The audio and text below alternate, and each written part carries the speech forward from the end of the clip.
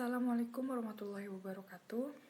Perkenalkan, saya Aula Dwi Insani dengan nomor NPM 2019-21-548-7. Pertama-tama yang saya hormati Ibu Hilda Hilaliyah MPD selaku dosen mata kuliah retorika dan teman-teman R4G yang saya banggakan.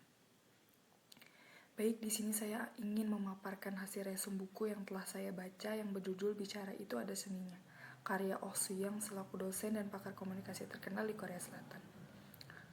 Prolog. Ketika komunikasi menjadi hal yang penting untuk bersaing, pakar komunikasi Oh Soo-young mengeluarkan buku yang sangat berarti. Selain berisi tentang pengalaman di peningkatan diri, buku ini juga membahas tentang teknik komunikasi, persuasi, dan negosiasi. Lalu bagaimana dengan cara berbicara yang baik? Apakah berbicara itu dengan artikulasi yang jelas? Atau berbicara tanpa mengambil tarikan napas? Tidak. Sebuah ucapan yang bisa disebut baik adalah ucapan yang menggetarkan hati. Contohnya adalah, ucapan seorang juara memiliki daya tarik tersendiri. Begitupun ucapan pemandu acara yang memiliki kemampuan untuk menghidupkan suasana. Jadi, Anda juga harus pandai berbicara untuk menunjukkan diri Anda kepada lawan bicara Anda. Dalam lingkungan bersosial, orang yang berbicara dengan mahir akan menjadi lebih maju daripada yang lain. Jadi, untuk mencapai tujuan komunikasi, persuasi, dan negosiasi, Anda juga harus mengetahui metode-metode komunikasi yang efisien. Buku ini juga dijabarkan agar dimengerti oleh siapa saja yang membacanya. Banyak episode-episode yang menarik untuk dapat dibaca dan juga terdapat inti rahasia dari komunikasi. Jika Anda membacanya dengan terus-menerus, beliau yakin rasa percaya diri kita untuk berbicara pun akan tumbuh dengan sendirinya. Buku ini juga ditulis untuk mereka yang berupaya untuk memperbaiki kemampuan berbicara dengan mengubah cara bicaranya, dan percaya bahwa kehidupan dapat berubah dengan mengubah cara bicaranya. Buku ini menceritakan tentang kisah pertama seseorang yang berinisial K dengan ucapannya membuat ilfil. Dia seorang pegawai perusahaan IT berusia 30 tahunan awal. Perusahaan tempat ia bekerja adalah perusahaan terkemuka dan terbaik di bidangnya. Namun ia seringkali gelisah. Ia bekerja di tempat yang berfokus pada penelitian dan pengembangan, sehingga ia tidak dapat memiliki waktu untuk bergaul dengan lawan jenisnya. Belakangan ini ia sering sekali ingin menikah. Ia sering mengikuti kencan buta namun selalu saja ditolak oleh wanita. Padahal dari segi akademis, pekerjaan, kondisi fisik, ia merasa tidak kalah dari orang lain. Meskipun ia sudah memiliki semuanya, tetaplah ucapan yang menentukan semuanya. Dalam berkomunikasi, kita harus memikirkan juga lawan bicara dan juga tidak membicarakan diri sendiri agar memberi kesan yang baik kepada lawan bicara. Dalam berbicara, kita harus berhati-hati, karena ucapan kita bisa membuat kita terjatuh dan membuat orang lain terluka atau tersinggung dengan ucapan kita. Paras, pakaian, dandanan, dan gaya rambut pastinya tidak akan bisa kita abaikan. Namun, tidakkah kita melupakan ucapan yang sebenarnya begitu penting? Ucapan adalah sarana untuk kita menilai seseorang secara keseluruhan melalui ucapan. Kita juga dapat memperoleh kesan yang baik dari lawan bicara dan dapat menunjukkan sisi menarik kita pada lawan bicara. Dalam berbicara, kita tidak bisa terhindar dari yang namanya logika, di mana ucapan adalah cerminan keadaan seseorang yang sebenarnya. Kita dapat mengetahui apakah orang itu logis atau tidaknya hanya dengan berbincang sebentar dengannya. Oleh karena itu, pola pikir yang menunjukkan pemikiran yang logis harus dilatih. Zaman sekarang ini berbicara logis bisa menjadi keunggulan tersendiri, tetapi tidak akan terbentuk dalam waktu yang singkat.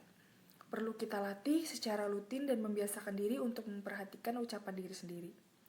Ada 5 hal untuk berbicara yang logis. Yang pertama, memberikan alasan yang tepat untuk berargumen Anda. Hindari lompatan logika yang melebih-lebihkan, konsisten dalam bersikap, gunakan kata yang sederhana dan tetap tenang. Dengan begitu, melakukan hal tersebut, kita akan merasa ucapan kita dipenuhi dengan logika yang kokoh. Selanjutnya, pada bab kedua berisi tentang kisah Oh Soo-young dalam perjalanan karirnya sebagai pakar komunikasi. Seringkali beliau mendapatkan pertanyaan, bagaimana mengenai cara komunikasi dengan baik. Kemudian, beliau menciptakan rumus komunikasi yaitu C sama dengan key question atau pertanyaan P. Praise atau pujian, dan reaction atau reaksi. Pertanyaan adalah ketertarikan terhadap lawan bicara. Oleh karena itu, pertanyaan dapat disebut sebagai dasar komunikasi. Komunikasi tidak akan terwujud jika ada ketertarikan sama sekali terhadap lawan bicara. Berbicara tanpa ketertarikan sama saja berbicara sendiri dengan tembok. Selain itu, terdapat penjelasan bahwa obrolan yang baik dapat diukur berdasarkan kualitas bukan kuantitas. Kemudian dijelaskan bahwa teknik membujuk paling ampuh serta inti dari perdebatan ialah mendengarkan lawan bicara. Sebagai contoh, sepasang suami istri yang hubungannya kurang harmonis karena komunikasi mereka yang kurang lancar. Kesalahan mereka adalah kurang memberikan umpan balik terhadap lawan bicaranya. Mereka lebih banyak berbicara dan ingin lawan bicaranya mendengarkan saja dengan baik. Karena itu komunikasi tidak terjadi. Dalam dialog, ada aturan 1, 2, 3. Sekali berbicara, 2 kali mendengarkan, 3 kali memberikan umpan balik. Inilah yang dibutuhkan oleh pasangan yang mengalami hambatan komunikasi. Adapun faktor positif dan negatif berdialog dalam berpasangan. Faktor yang positif yang pertama adalah menggunakan panggilan yang diinginkan satu sama lain.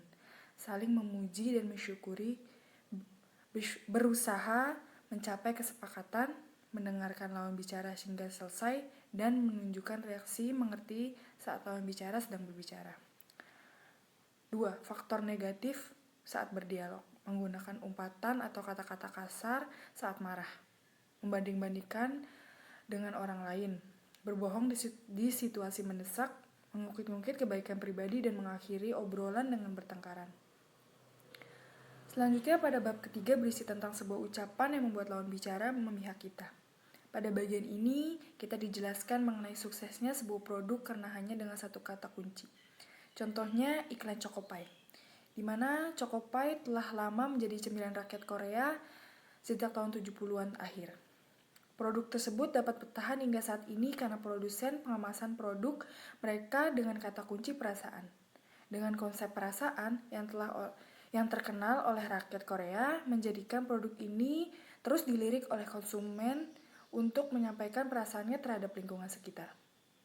Selain itu, bagian ini juga membahas tentang bagaimana seorang produsen dapat menetapkan nilai produk yang baik supaya dapat bertahan dalam menghadapi persaingan pasar. Kemudian pada bab keempat, yang berjudul beratnya ucapan ditentukan oleh dalamnya isi. Bab ini memberikan sebuah contoh kisah hidup pembawa acara terkenal di Korea Selatan, yaitu Yoo Joo-suk. Ia memukaukan mata banyak penonton dengan keahliannya dalam membawakan sebuah program hiburan. Sebelum ia menjadi MC terkenal di Korea Selatan, Yoo Joo-suk pernah menjadi seorang reporter untuk acara Entertainment Weekly.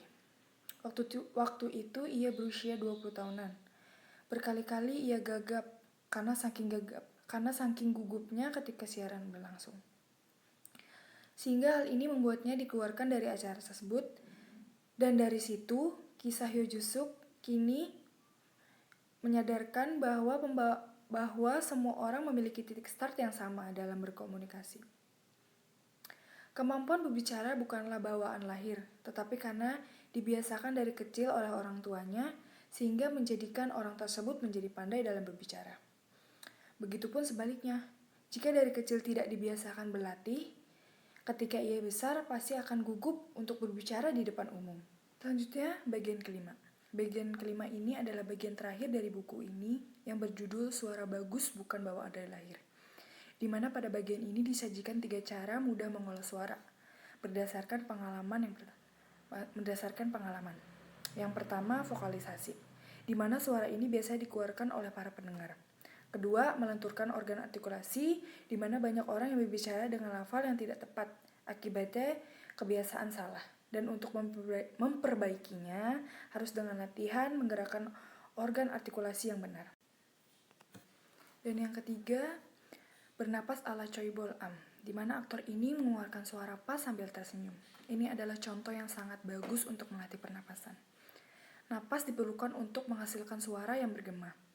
Dengan rutin melakukan latihan seperti ini, suatu ketika suara Anda akan berubah menjadi merdu.